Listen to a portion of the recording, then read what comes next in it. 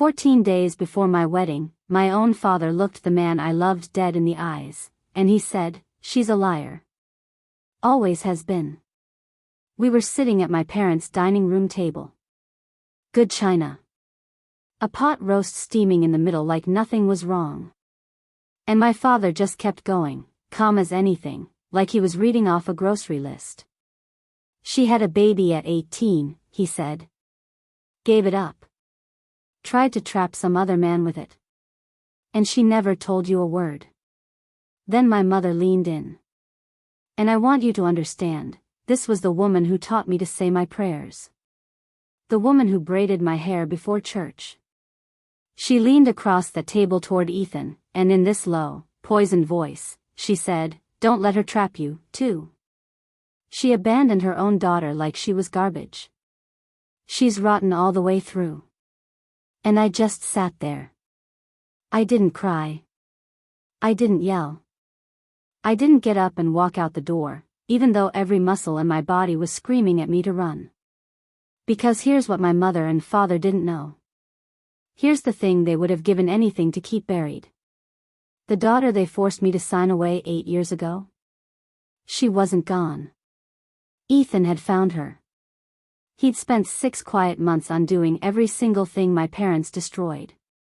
And in 14 days, at my rehearsal dinner, in front of 40 people, in front of the whole church crowd my mother spent her life trying to impress, that little girl was going to walk through the door in a white dress. And everything my parents thought they controlled? It was about to come apart in their hands. My name is Hannah. I'm 29 years old. And this is the story of how the 2 people who were supposed to protect me tried to blow up my life, and how the daughter they threw away came back and saved it. Before I take you all the way back, do me one small favor. If this is already sitting heavy in your chest, if you already know the kind of family I'm talking about, hit that like button, and tap subscribe so the next part finds you. And down in the comments, tell me where in the world you're watching from, and what time it is for you right now. I read every single one. I love knowing who's out there in the quiet, listening with me. Okay. Let me take you back. Not to the dinner, we'll get there, I promise, and it's worse than you think. Let me take you back 3 years before any of that, to a hospital hallway. To the afternoon I turned around and saw a ghost. It was December of 2024 when Ethan asked me to marry him. He did it on the rooftop of his apartment in Cambridge, and it was so cold I could see my own breath. The Charles River was down below, frozen flat, shining like a sheet of black glass under all the city lights. He'd lined up little candles in mason jars all along the railing, because he knew I'd take one look and call it cheesy, and he knew I'd love it anyway. That was the thing about Ethan. He always knew the second part. He got down on one knee, and his hands were shaking, and he said, "I lost 8 years with you, Hannah. I'm not losing 8 more days."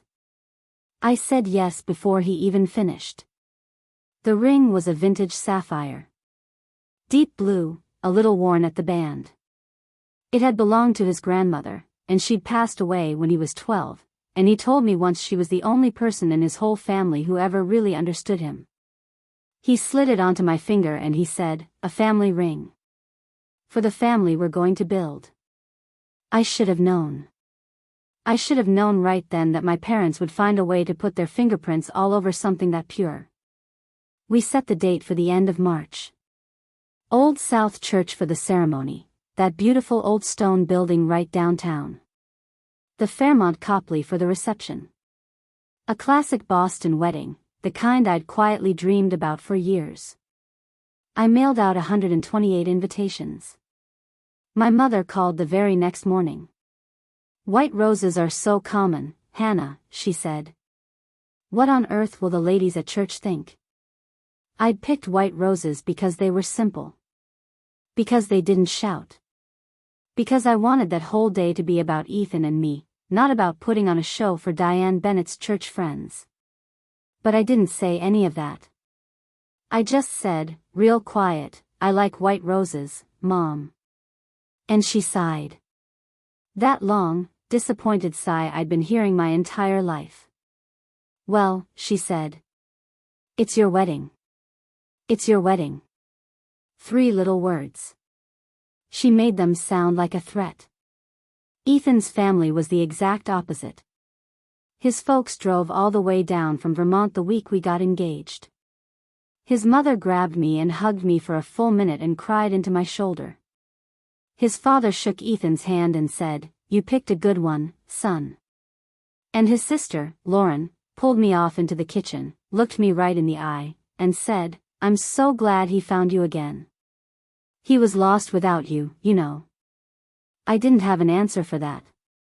Because the truth was, I'd been lost too. For 8 long years. So I planned that wedding mostly alone. My mother offered to help, and then tore apart every choice I made. The venue was too modern. The menu was too plain. The invitations looked cheap. I kept a seating chart on my desk and I swear I rewrote it 20 times. And every single time, I caught myself doing the same thing, sliding my parents' table a little farther from the front. A little closer to the door.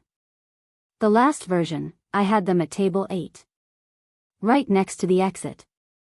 I told myself it was just stress. Just the normal friction between a mother and her grown daughter. Just nerves. I was lying to myself. But I wouldn't understand how badly until the night everything came down. Early March, my best friend cornered me in the break room at the hospital. Her name is Megan. We went through nursing school together. She works in pediatrics, on the same floor as me, and she has known me long enough to know exactly when I'm hiding something. She set her coffee down, real slow, and she said, "Han. Your mom's been calling around. Asking weird questions about you." My stomach dropped about a foot. What kind of questions? How long you and Ethan have been together? Whether you dated much after nursing school? Megan paused. Whether Ethan knows your history? That word. History. She didn't say it like that, but I knew. I knew exactly what my mother was fishing for, and I knew exactly how deep she was reaching. I stared down into my lukewarm tea so Megan couldn't see my face. She doesn't know, I told myself. She can't know. A closed adoption is closed. Sealed. I don't even know where my daughter is. But Megan kept looking at me with this soft, worried expression, and finally she said, "Maybe you should tell your mom yourself. Before she finds it out some other way." "There's nothing to find," I said. I actually believed that when I said it. God help me, I did. 2 days later, my phone lit up. My mother. "We need to talk about the wedding," she said, with that sugar in her voice that always meant the opposite of sweet. "And about Benjamin. About Ethan." "What about him?" "We just barely know him, sweetheart. Why don't the 2 of you come for dinner? Saturday, 6 o'clock. I'm making a pot roast." It wasn't a question. It was an order, wrapped up in a bow. I almost told her no. But you don't tell Diane Bennett no without paying for it. A scene, a guilt trip, weeks of cold little comments dripping down on you like a leaky faucet. So I said yes. Ethan was out grabbing groceries when she called. When he got back and I told him, his face didn't even flicker.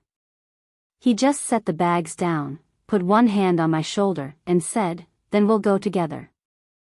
I hung up that day with a feeling I didn't have a word for. Like I could see the trap sitting right there in the path in front of me, clear as day, and I was going to walk straight into it anyway. Now, to understand what they were protecting, you've got to understand what they buried. So let me take you back further. 8 years further. To a girl who was 16, and a boy with a pencil, in a quiet library on a Tuesday afternoon. By January, my parents knew I was 2 months along. And they moved fast, faster than I could think. They pulled me out of Boston College. Told the school I was taking a medical leave for health reasons. Then they brought me back to the house in Wellesley, and for the next 8 months, that's where I stayed. Officially, I was being homeschooled. Really, I was just sitting in my childhood bedroom, day after day, feeling her grow and move inside me, trying to picture a way out that didn't exist. They cut Ethan off completely. And here's the part that still makes my hands shake. They got into my email, and they sent him a breakup message. Pretending to be me. I think we should break up. This isn't working anymore. He called. My mother answered my phone and told him I needed space. He called again. And again. For 2 weeks he kept calling. And then, one day, he just stopped. He thought I'd left him. For 8 years, that boy thought I had simply stopped loving him. I wanted to run every single day. I planned it in my head 100 times. But I was 18, pregnant, with no money and nowhere on this earth to go. And my father made the rules crystal clear. If you so much as contact him, he told me, we cut you off. No college. No car. No phone. You'll have nothing and nobody. So I stayed. And I let them plan my daughter's disappearance. She was born on the 13th of August, 2017. 3:42 in the morning, at Newton Wellesley Hospital. 16 hours of labor. My mother was there. My father was there. And so was a woman from the adoption agency, in a gray suit, with a clipboard and a sympathetic little smile that never quite made it up to her eyes. A baby girl. 6 pounds, 8 ounces. Dark hair, already a full head of it. Perfect. Just perfect. I asked to hold her. My mother said, better if you don't, Hannah. Clean break. And the woman in gray nodded along. It really is easier this way. But there was a nurse. Young. Maybe 25 years old. And she looked at me, and then she looked at the baby, and then back at me, and something in her just couldn't do it. She said, real soft, I can give you a minute. And she laid my daughter down on my chest. 90 seconds. That's what I got. 90 seconds with my own child, and I tried to burn every detail of it into my brain so deep that no one could ever take it. The weight of her. The warmth coming off her little body. And on her left shoulder, the tiniest birthmark, shaped like a crescent moon. A sliver of a moon, right there on her skin.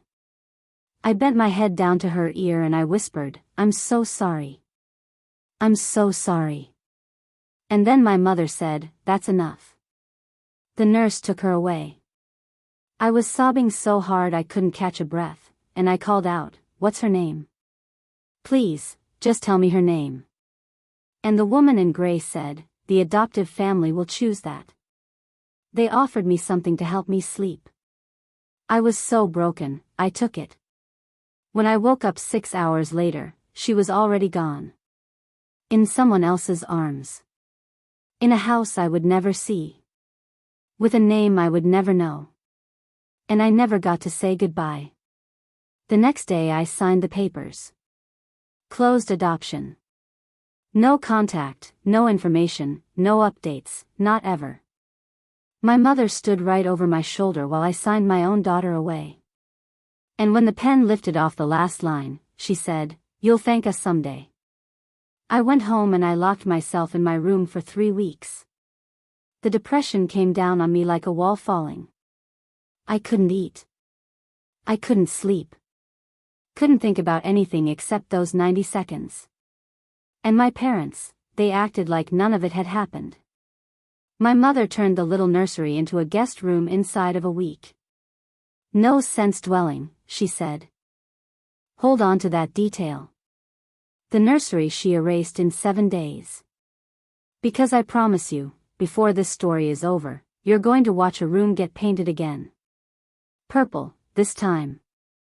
By the hands of the very girl they tried to make disappear.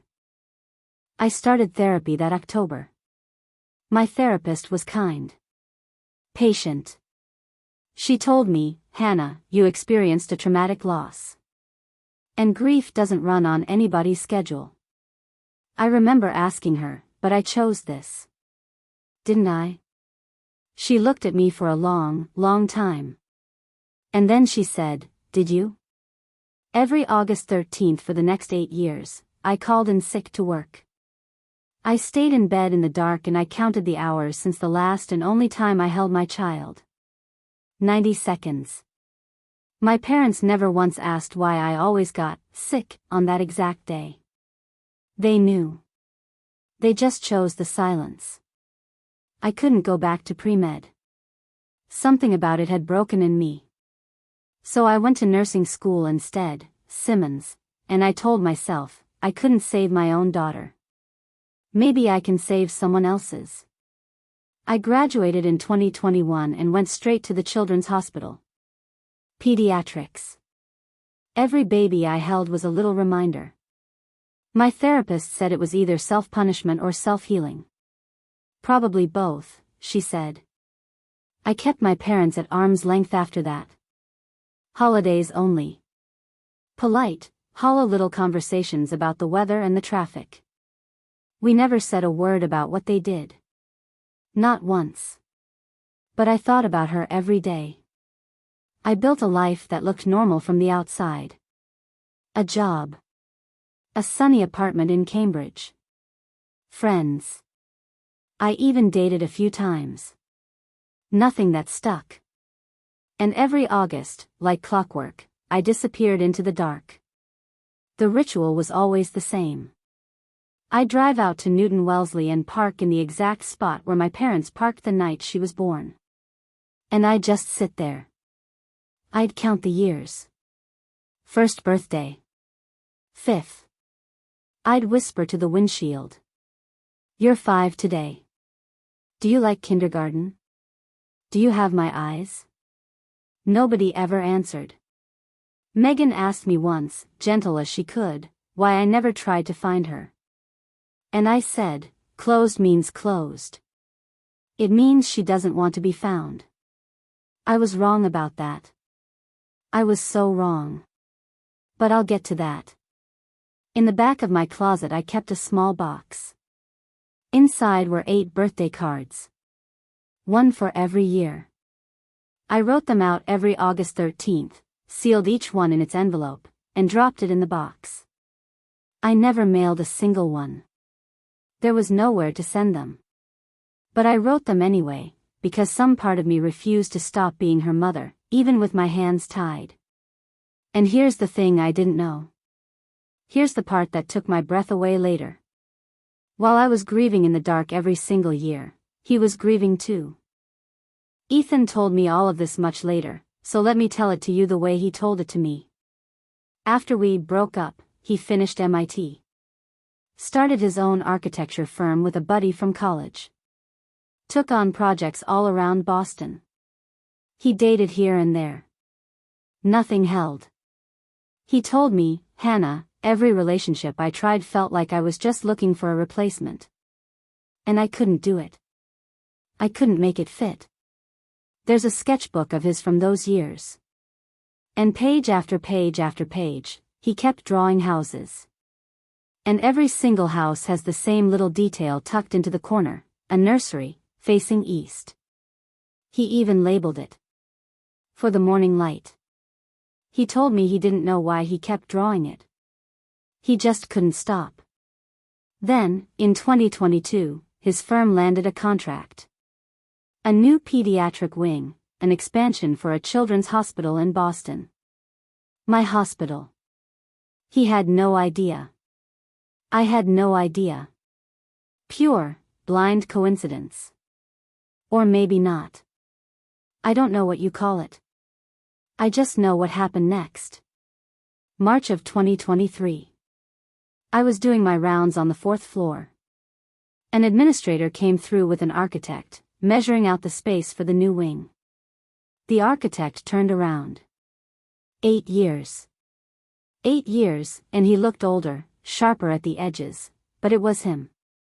It was Ethan. And the second our eyes met, the whole world just stopped spinning.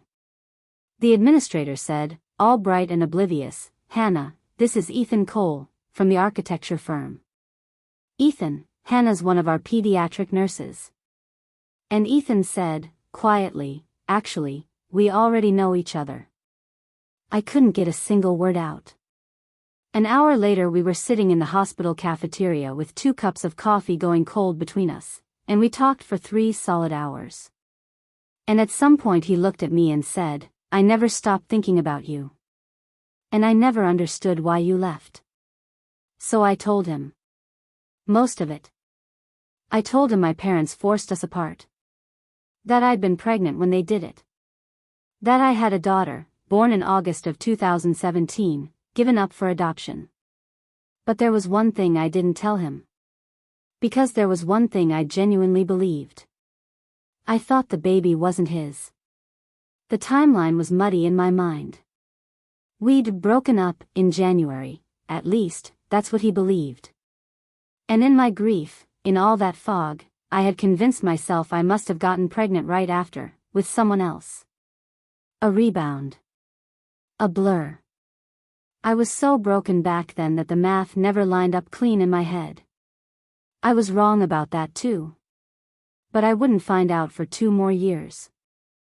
We started over. Slow. Careful.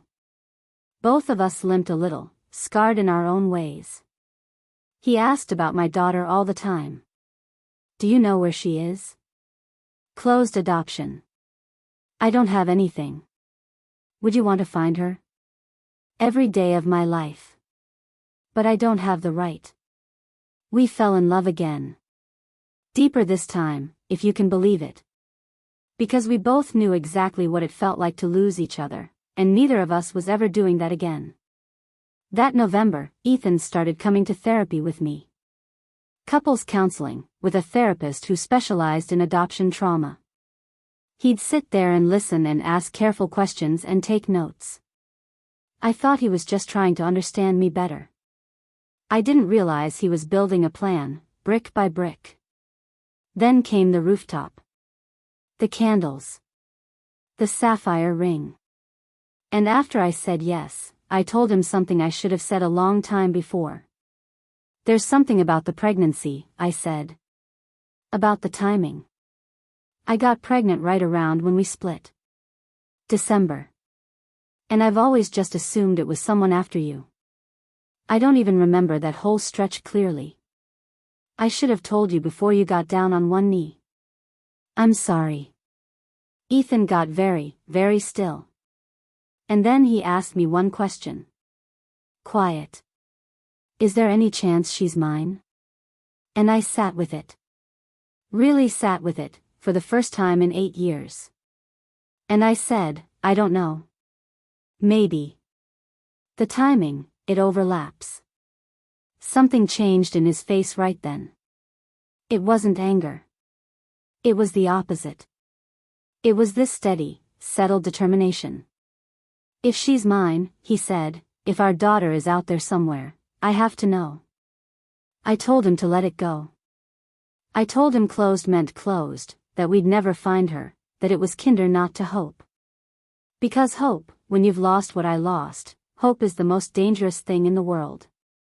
3 weeks later, he ordered a DNA kit. And he didn't tell me what it was really for. January 2025. Ethan did the test. He told me it was just for ancestry. I want to find out if I'm actually Scottish, like my dad keeps claiming. I laughed and didn't think twice about it. The results came back in February. Standard stuff. Some Norwegian, some Irish, a little German. And under family matches, nothing. No close relatives. No daughter. Ethan stared at that screen for a long time.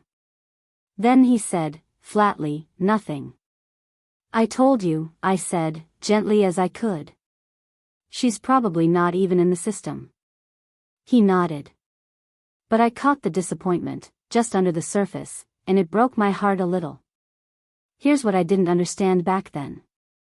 These DNA databases, they're not frozen. They're alive.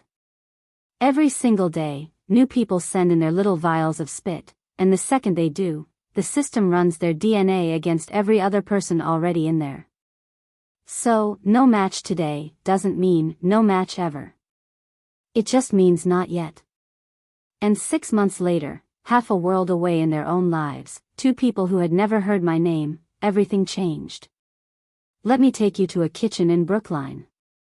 To a couple I'd never met, who had been raising my daughter with more love than I ever could have given her at 18. Sarah and Mark Sullivan adopted a baby girl as a newborn in 2017. Sarah is a pediatrician. Mark teaches high school history. Good people. Steady people. And from the very beginning, they were honest with their daughter about being adopted. No secrets. No shame. Just the truth, gentle and age-appropriate, year by year. That summer of 2025, their little girl had her annual checkup. And the doctor asked the question doctors always ask, family history of heart trouble? Sarah said what she always had to say. Unknown. She's adopted. And she hated saying it. Every time, she hated it. The doctor nodded. You might think about a DNA kit. Just for the medical records. So you've got something to go on. That night Sarah mentioned it to Mark over dinner. And Mark shrugged and said, why not? Worst case, we learn where her ancestors came from. Best case, we get something useful for her chart. So they ordered the kit. And their daughter, 8 years old, full of beans, thought the whole thing was hysterical. She spat in the tube, mailed it off, and forgot it existed by the next morning. The results came back in September. And the system lit up. Close family match. Possible father. Sarah and Mark stared at the screen. The name meant nothing to them. But the age, 31, and the location, Massachusetts, lined up exactly with the timeline of their daughter's birth. And they realized, sitting there in their kitchen, that they were probably looking at her biological father's name. And at that exact moment, across town, Ethan's phone buzzed. You have a new close family match. He opened the app with his thumb. Match level, close family. Possible daughter. Parent managed account. Age 8. Location, Massachusetts. Ethan told me later, I sat and stared at that screen for an hour. I didn't move. Born August 2017, Massachusetts. It had to be her, Hannah. It had to be ours. But he didn't run to me. Not yet. Because he knew me. He knew that if he lit that fuse of hope and it turned out wrong, it would destroy me all over again. So he did what Ethan does best. He made a plan. A careful one. And he kept it to himself. The next day, Ethan hired a private investigator. Not some seedy guy in a trench coat. A retired Boston detective who specialized, quietly, legally, in adoption reunions. Knew how to work public records without ever crossing a line. Ethan handed him the few crumbs he had. Female, age 8, first name unknown, somewhere in Massachusetts. A father's name. The investigator worked fast. Property records turned up a Sarah Sullivan, pediatrician, and a Mark Sullivan, teacher. One dependent child, female, age 8. School enrollment records in Massachusetts are public. He cross-referenced them with the home address. And there she was. 3rd grade. Brookline. Then the school website. They had class photos posted from the year before. 2nd grade. Front row. 3rd from the left. A purple shirt. Dark, dark curls. And a gap-toothed grin that knocked the wind clean out of him. The investigator put together a report. 23 pages. And the photo sat right there on page 1. Ethan told me, the second I saw it, I knew. She had dark curls and she had my smile and she had your eyes, Hannah. There was no doubt left in me. None. She was ours. The only question in the world was, what do I do now? 3 more weeks he carried that secret. 3 weeks he looked at our daughter's face on his phone and said nothing, planning every word, terrified of getting it wrong. And then, on a quiet Sunday, he sat me down. It was the 21st of September. He had me sit on his couch. His face was so serious it scared me. Hannah, he said. I found her. I actually laughed. I thought he was making some kind of joke. Found who? He turned his phone around. The DNA match. The investigator's report. The photo. And I came apart. I don't remember the next hour very clearly. I know I cried until I couldn't breathe. I know he held on to me on that couch and didn't let go. I know I kept saying the same thing over and over, how? How is this even possible? And he explained it all, slow and steady, the test and the match and the search. And then he said the thing that broke me wide open. Hannah. The match doesn't just say she's out there. It says I'm her father. Me. Not someone else. Me. And there it was. 8 years of a story I'd told myself, a story my parents let me believe, collapsing in a single sentence. She wasn't a stranger's child I'd had in some blur of grief. She was his. She was ours. Which meant I hadn't just lost a daughter. I'd lost 8 years with the father of my child, the one man who would have fought heaven and earth for us, if only he'd known he had a reason to. But before you let the relief settle in, before you think okay, now they get their happy ending, I need you to remember something. 2 people still had no idea any of this was happening. 2 people who had spent 8 years making very sure it never would. And they were about to find out the worst possible way. That October, Ethan hired a family law attorney. A woman named Helen Brooks, who'd handled adoption cases for 20 years. I want to be clear about something. We were not trying to take our daughter back. That's not how any of this works, and it's not what we wanted. She had a home. She had a mom and a dad who loved her. All we wanted, all we dared to want, was a door. A chance to say hello. To exist in her world, if her parents would allow it. In Massachusetts, a birth parent can reconnect, but only if the adoptive family says yes. If they say no, that's the end of the road. No appeal. So Helen drafted a careful letter to the Sullivans. My clients are the biological parents of your daughter. They recently learned of their connection through DNA. This is not a legal challenge to the adoption. This is a request, a hope, for voluntary contact, if your family is open to it. And then we waited. A week.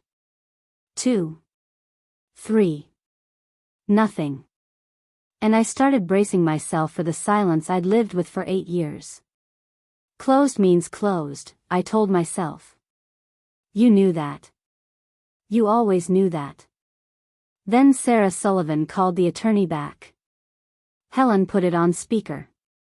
Ethan and I sat in her office, holding hands so tight my knuckles went white, barely breathing. And Sarah's voice came through, warm, kind, a little shaky. I got your letter, she said. And I need you to know something. Mark and I have always wanted our daughter to know her birth parents. We tried to keep a line open after the adoption. But we were told the birth mother wanted no contact. A clean break. That's what we were told. The blood drained right out of my face. Helen leaned forward. Who told you that? The agency, Sarah said. They told us they reached out on our behalf, more than once. And they said the birth mother had asked for no further communication. Ever.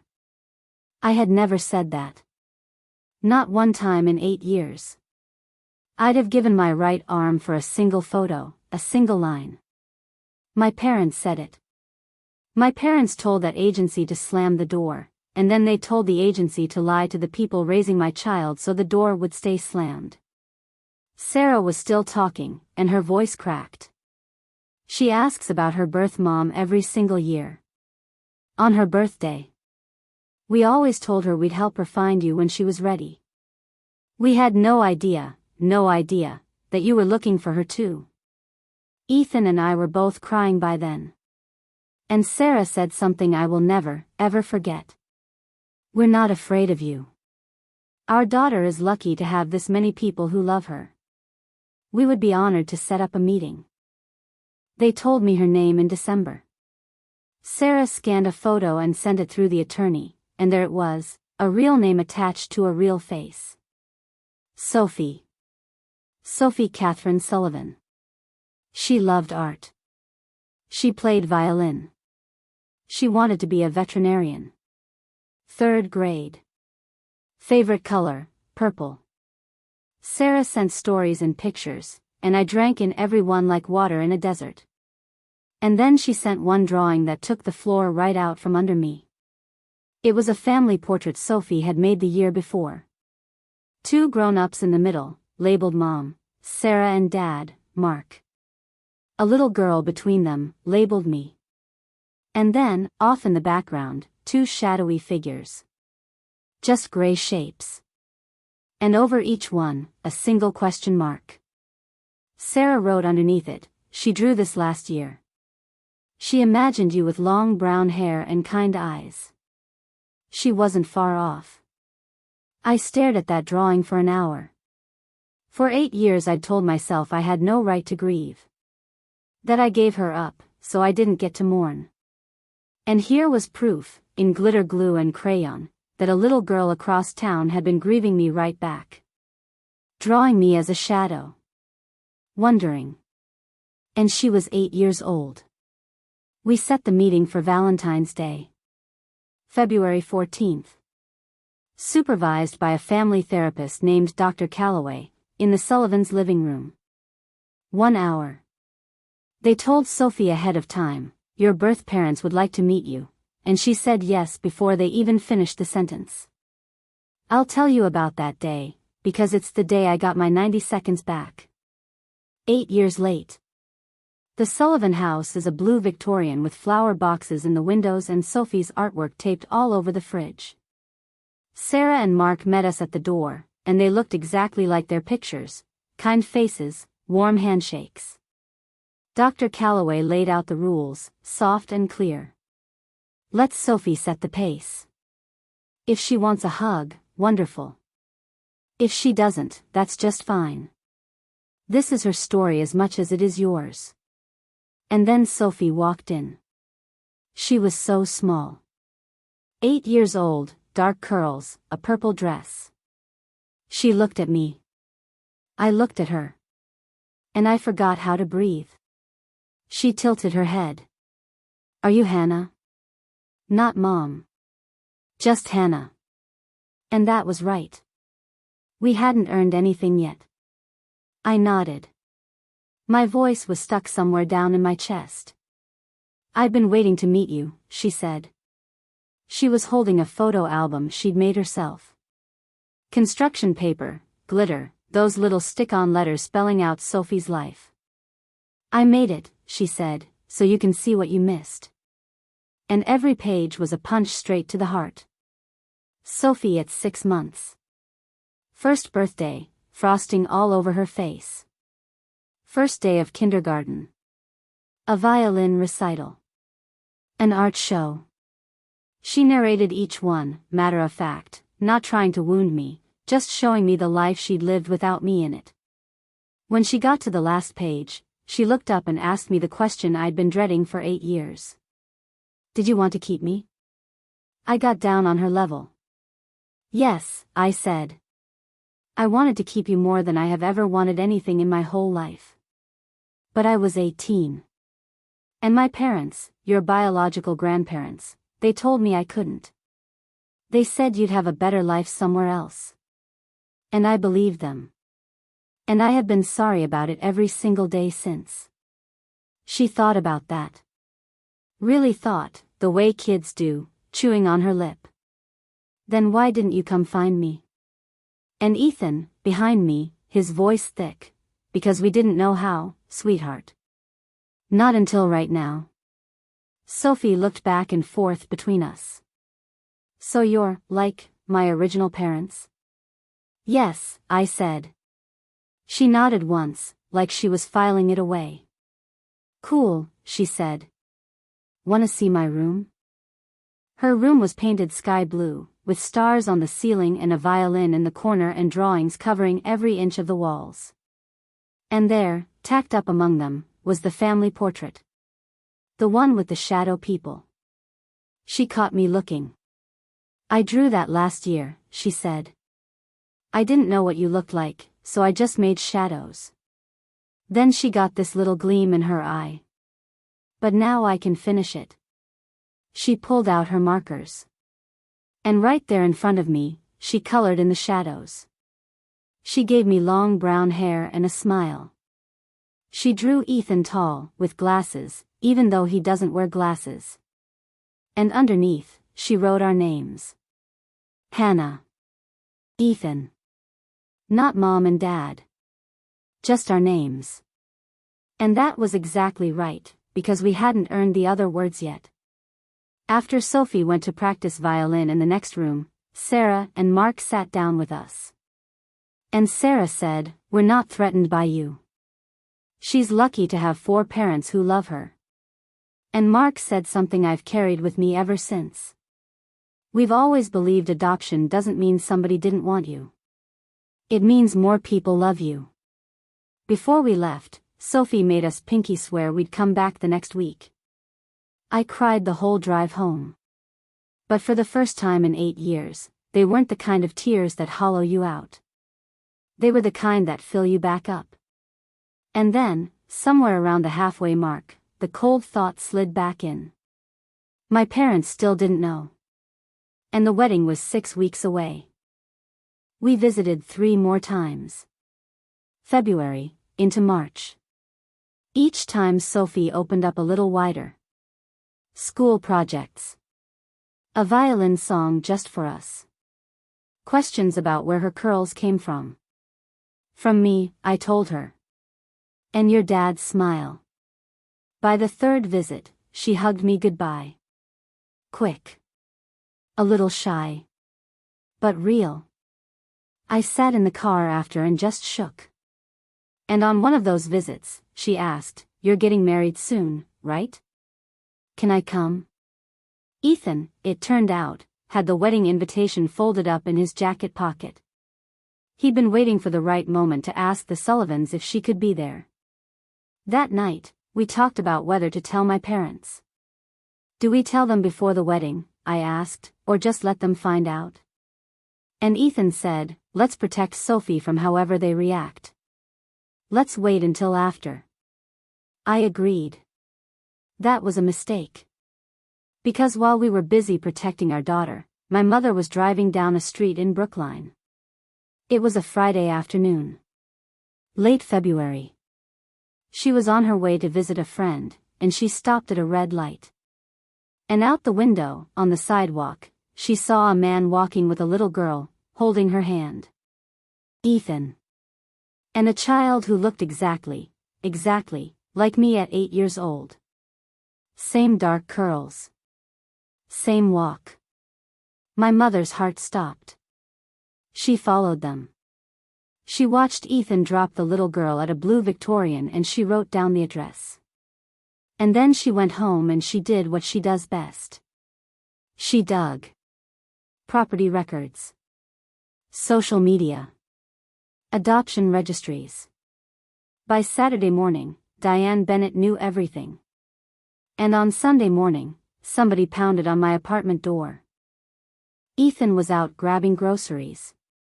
I opened the door, and my parents pushed straight past me into my own living room. We need to talk about the child, my mother said. What child? Don't you lie to us, Hannah. We saw Ethan with her. My father, behind her, his jaw tight, you found her. After we told you, explicitly, that the adoption was final. You told me a lot of things, I said, that weren't true. My mother's face went red and blotchy. We gave you a chance to move on with your life. And this is how you repay us? Dragging the past back up 2 weeks before your wedding? I was gripping my coffee mug so hard it cracked clean down the side. I didn't even notice until later, when I saw the line in it. Get out, I said. They didn't move. My mother folded her arms. If you don't end this immediately, we will tell Ethan the truth about you. He already knows. She laughed. She actually laughed, this short ugly bark of a laugh. Does he know you have no idea who the father even is? And there it was. The lie. The same lie they'd used to control me for 8 years, sliding out of her mouth as easy as breathing. Ethan is the father, I said. A DNA test proved it. Her face went white as a sheet. My father stepped in fast. Even if that's true, and I doubt it, that child is gone. Legally adopted. You have no claim to her. None. We're not trying to take her, I said. We're trying to be a part of her life. Which is something you stole from me for 8 years. My mother's voice was shaking now. If you go through with this, you'll destroy your relationship with us. And I looked her dead in the eye and I said, good. They left. But I knew, the way you know a storm isn't done just because the rain pauses, that it wasn't over. Not by a long shot. For the next 2 weeks, my parents threw everything they had at me. First the threats. We'll tell the whole church you're harassing that poor family. Then the guilt. After everything we sacrificed for you. Then, when none of that worked, bribery. We'll pay for a honeymoon in Europe if you just drop this nonsense. Then the manipulation dressed up as concern. You're going to confuse that poor little girl. Nothing landed. Not one thing. So I blocked their number. And that's when they decided to go nuclear. The plan was simple, in their minds. They'd tell Ethan everything. They were certain he didn't know. He'd be horrified. He'd leave me. The wedding would fall apart, and their problem would solve itself. Clean break, their 2 favorite words. The last phone call I took before I blocked them, my mother said, if you won't listen to reason, then Ethan deserves to know the truth about the woman he's marrying. He knows everything, I said. Unlike the 2 of you, we believe in honesty. A few days later, an envelope arrived in the mail. A formal dinner invitation. To their house. Handwritten, embossed. And here's the thing, they'd sent it 3 weeks earlier, before any of this blew up. They had planned an intervention dinner before they even knew about Sophie. Now it wasn't an intervention. Now it was a stage. I knew it was a trap. But refusing would only make it bigger. So I told Ethan. He didn't even blink. Let them try, he said. I've got everything documented. What if they've got some proof I don't know about? I asked.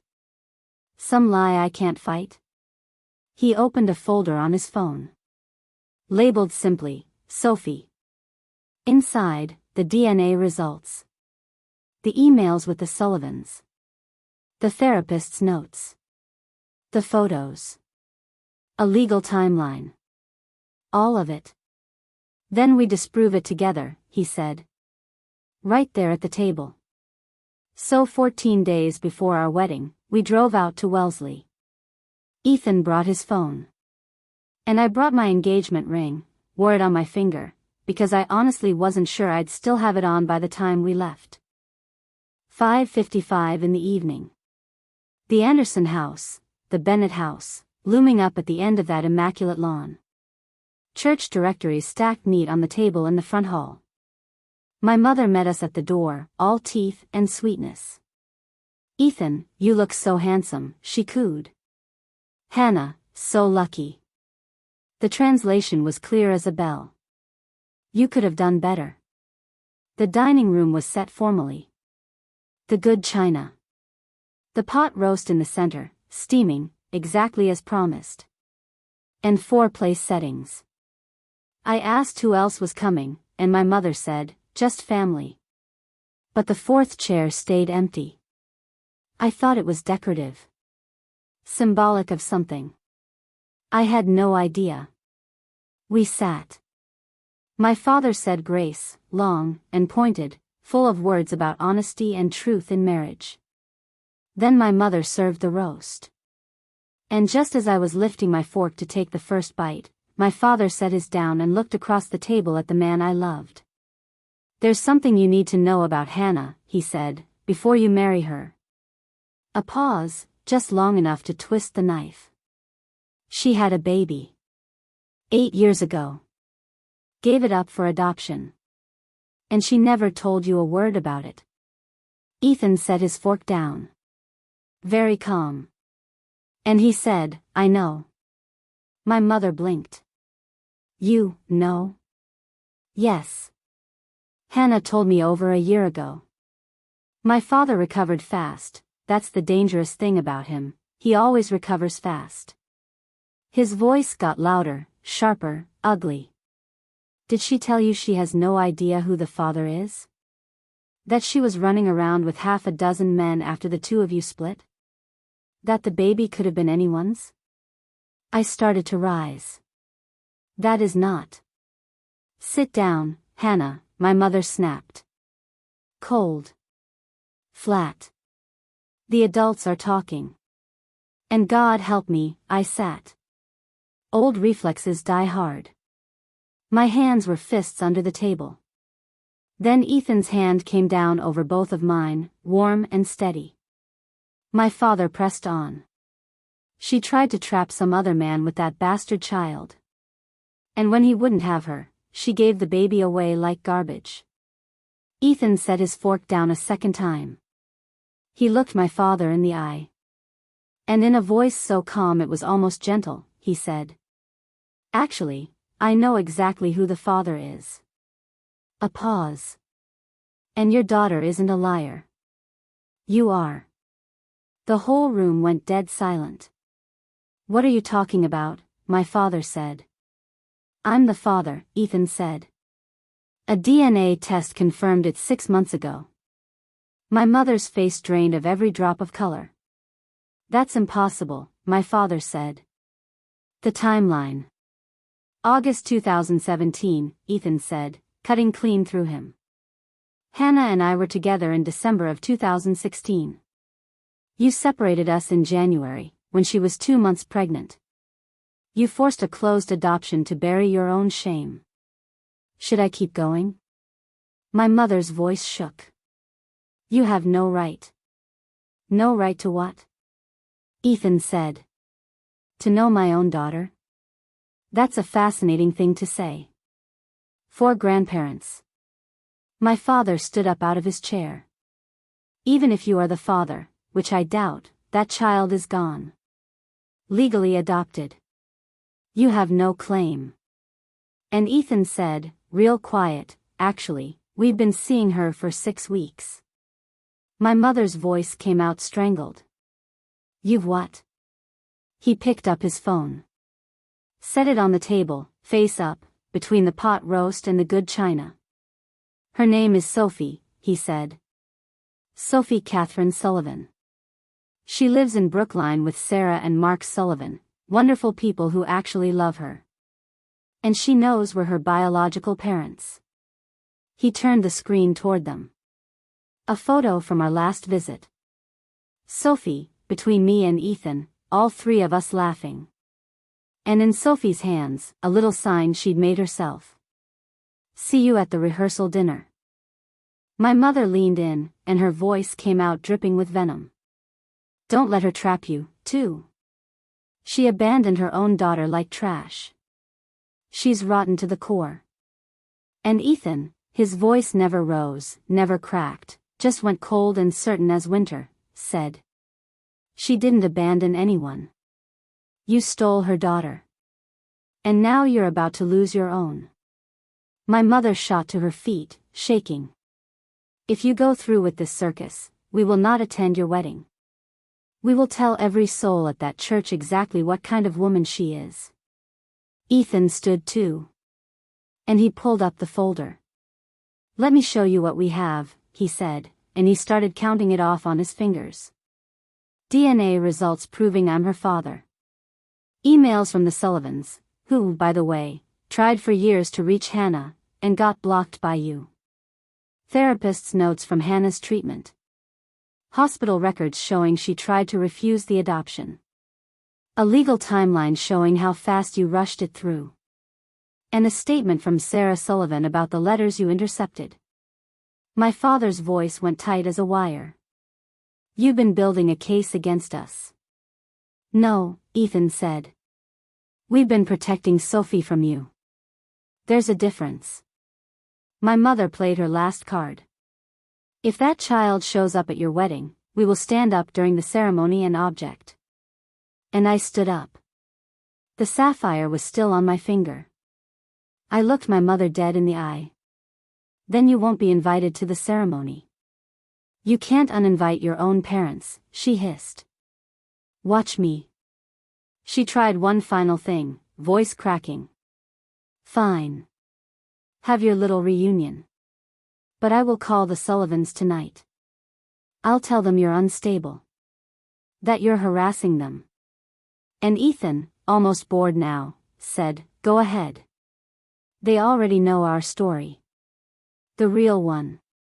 Including your part in forcing the adoption. We have documentation. And they have lawyers.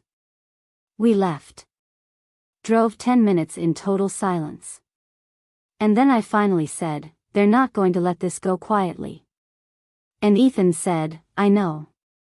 That's why I invited them to the rehearsal dinner. I turned and stared at him. You what?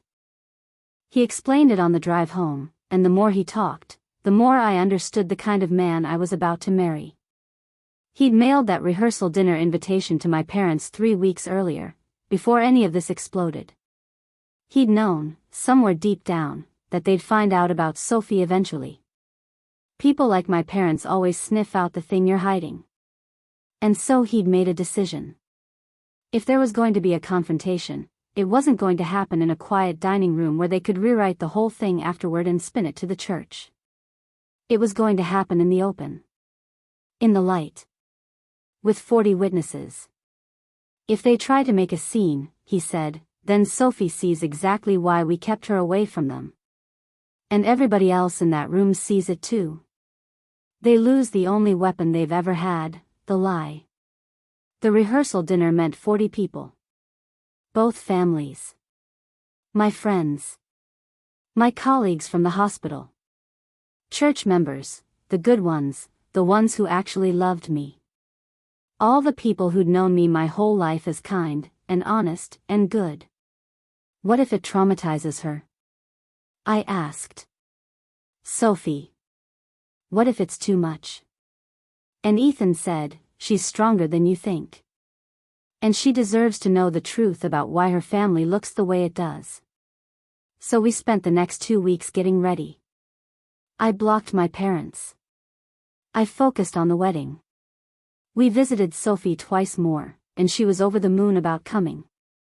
Sarah helped her pick out a white dress with a purple sash, so I matched the wedding colors, Sophie announced, very proud of herself. And then it was the night. 6 o'clock in the evening. The Fairmont Copley, a private room with chandeliers and warm gold light. 40 people. Ethan's family down from Vermont. My friends from the hospital. His business partners. College friends. A handful of church members, the kind, progressive ones who'd always had my back. And, seated at the table nearest the door, so they could slip out fast with Sophie if things turned ugly, the Sullivans. Sarah. Mark. And Sophie, in her white dress with the purple sash. My parents arrived at 6:15. Late, of course, making an entrance. My mother in navy and pearls. My father in a gray suit. They looked, to anyone who didn't know better, like the respectable, church-going couple the whole world believed they were. Lauren, Ethan's sister, leaned over and whispered to me, "They actually came. Are you ready?" "No," I said. "But let's do it anyway." Dinner went on. Salmon, roasted vegetables, the low hum of conversation. The toast started. The best man told a story about Ethan in college. Megan, my maid of honor, told one about me from nursing school that had the whole table laughing. Ethan's father stood and talked about finding your way back to love, about second chances. My parents sat through every word of it stone-faced. And then Ethan stood up. And the room went quiet. "Most of you know Hannah and I dated back in high school," he said. "What you might not know is that we were apart for 8 years. Pulled apart by things outside our control. Family. Bad timing. Lies." His eyes flicked, just for a second, toward my parents. "But 3 years ago, we found each other again. And this time, nothing on God's green earth was going to keep us apart." He looked at me. "Hannah is the strongest person I've ever known. She survived things that would have broken almost anybody. And she did it with a kindness that still takes my breath away." Then he paused. And he said, "There's somebody else here tonight who'd like to say hello." And he turned toward the door. The door opened. And Sarah Sullivan walked in, holding the hand of a little girl in a white dress with a purple sash. "Sophie." The whole room went silent. The kind of silence you can feel on your skin. Sophie walked toward the head table, and her eyes were locked on me the entire way. My mother's face went chalk white. My father half rose out of his chair, then sank back down. Sophie reached me. And she smiled up at the room, and in a small, clear voice, she said, "Hi. I'm Sophie. I'm Hannah and Ethan's daughter. Well, biological daughter. I have 2 moms and 2 dads now. It's actually kind of cool." Somebody in the back said softly, "You have a daughter?" And Megan stood right up and said, "Yes. And it's a beautiful story. Let them tell it." So Ethan told it. Plain and factual. 8 years ago, the 2 of us were separated. Hannah was pregnant, with his child, and he never knew.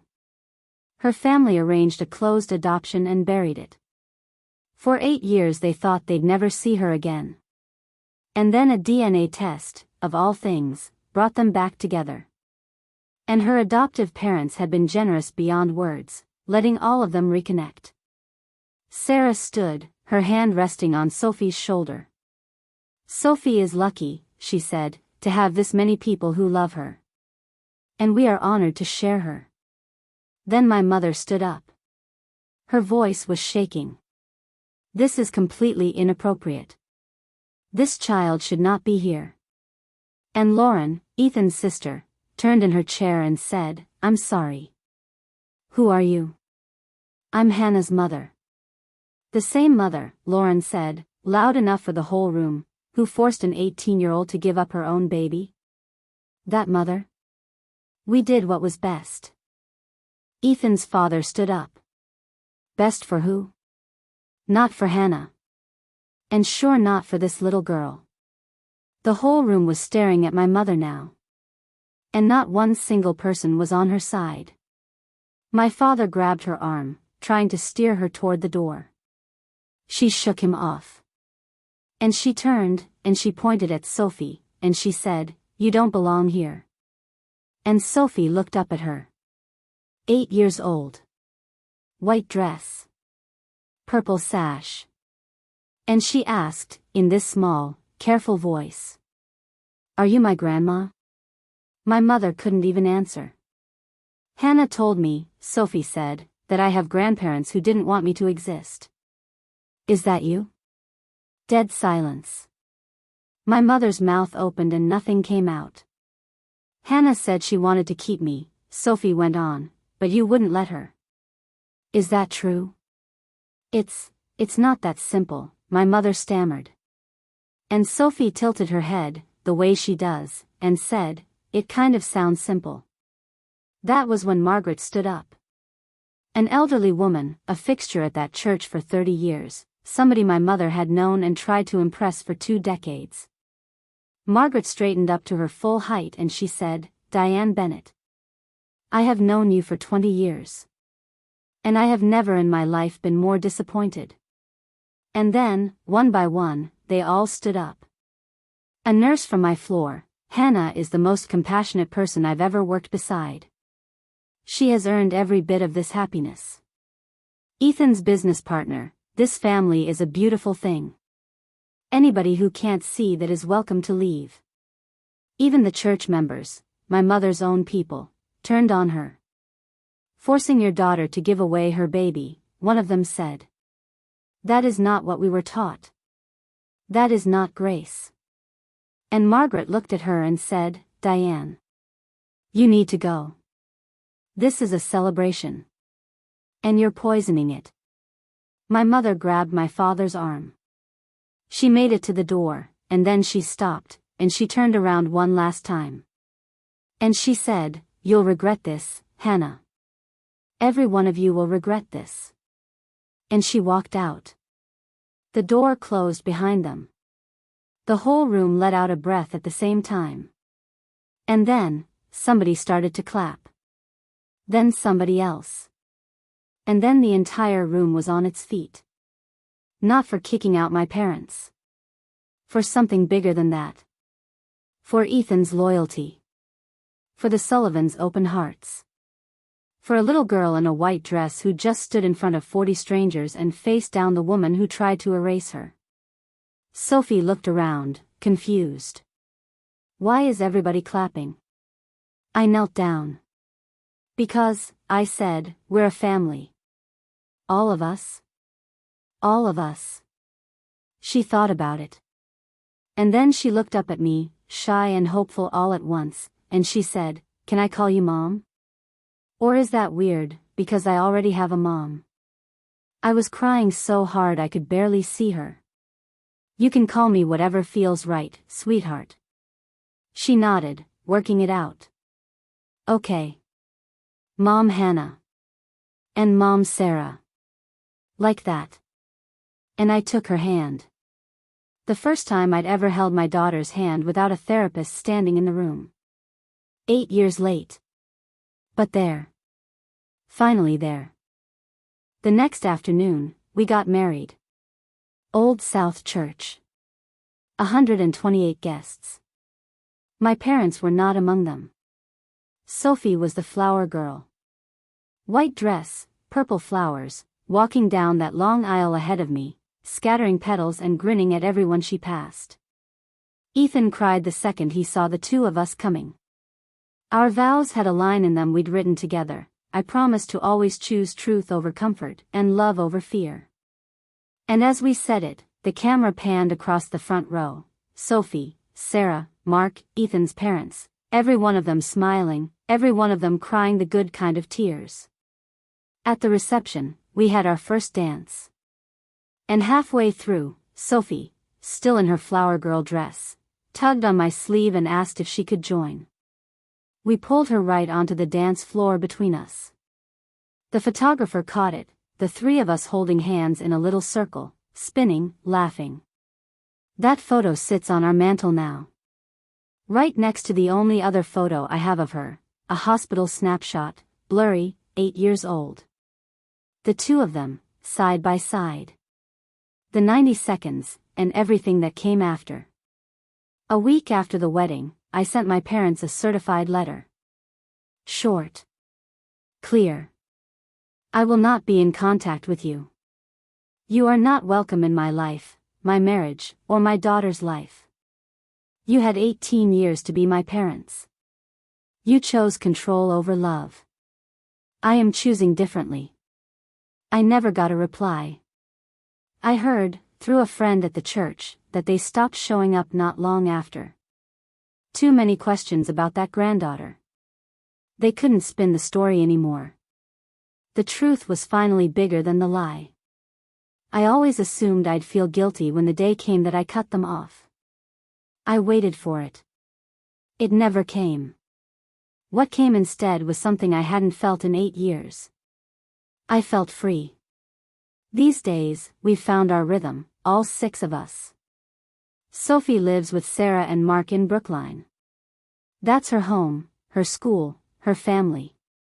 But she's with us every Wednesday for dinner, and every other weekend, and once a month we all sit down together, me, Ethan, Sarah, Mark, Sophie, and the therapist, and we keep building the thing, slow and steady, the way you build anything that's meant to last.